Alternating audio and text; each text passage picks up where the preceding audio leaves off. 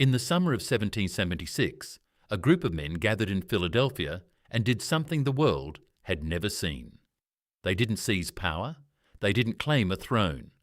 They wrote down what they believed and signed their names to it. In doing so, they changed history forever. 250 years later, those words still echo, not just in America, but in every corner of the world where a human being has dared to believe they deserve to be free. This is the story of America, told through the voices of those who refused to let it fail. George Washington could have been king. After 8 years of war, of frozen winters at Valley Forge, of watching men die barefoot in the snow, of defeats that would have broken any lesser man, the Continental Army had won. And the soldiers, many of them, wanted Washington crowned. They wanted a monarch. The world expected one. Washington refused.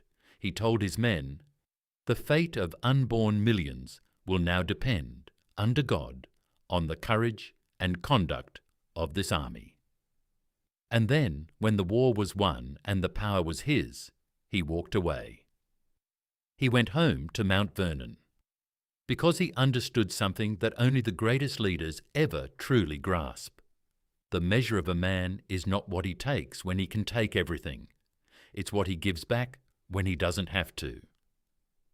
He set the template for every American leader who followed. Voluntary surrender of power. The peaceful transfer of authority. The idea that no man, no matter how great, is bigger than the Republic. Benjamin Franklin was 70 years old when he signed the Declaration of Independence. He had already done more in one lifetime than most men could in 3. Scientist, inventor, diplomat, philosopher, publisher. He understood that America's greatest resource was never its land or its gold. It was its people. Tell me and I forget. Teach me and I remember. Involve me and I learn. Franklin believed in the radical idea that ordinary people, not kings, not nobles, not the divinely appointed, could govern themselves, could think for themselves, could build something that lasted. He was right. There is a line in the Declaration of Independence that Thomas Jefferson wrote that has never stopped being radical.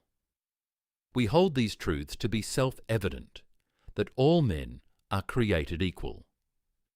In 1776, those words were a promise, a claim so bold it would take centuries to fulfill, a North Star that generation after generation would look toward and march toward, even when the gap between the ideal and the reality was heartbreaking.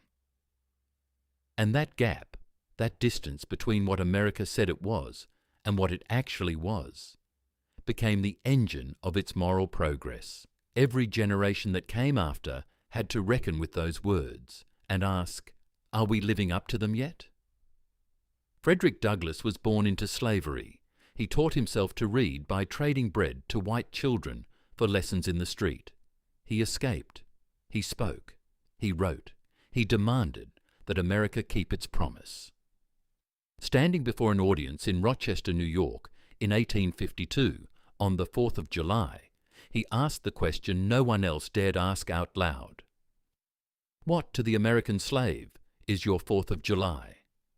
Not to condemn America, but to challenge it, to hold it accountable to its own words, to say, this nation's highest ideals are worth fighting for, precisely because they are so good, and we have fallen so far short.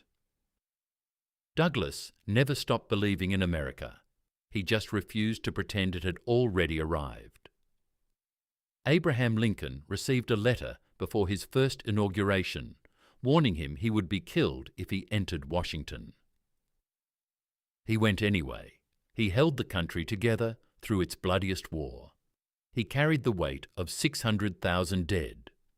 He wrote letters of condolence by hand to the mothers of fallen soldiers at midnight, alone in the White House.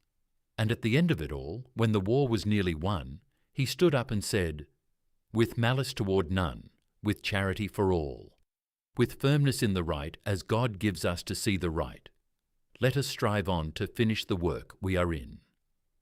No vengeance, no retribution, just the long, hard, necessary work of becoming one nation again. Theodore Roosevelt lost his wife and his mother on the same day, the same February night in 1884, 2 floors apart in the same house. He wrote a single line in his diary, "The light has gone out of my life." Then he went to the Badlands of Dakota. He worked cattle. He breathed cold air. He built himself back up from nothing.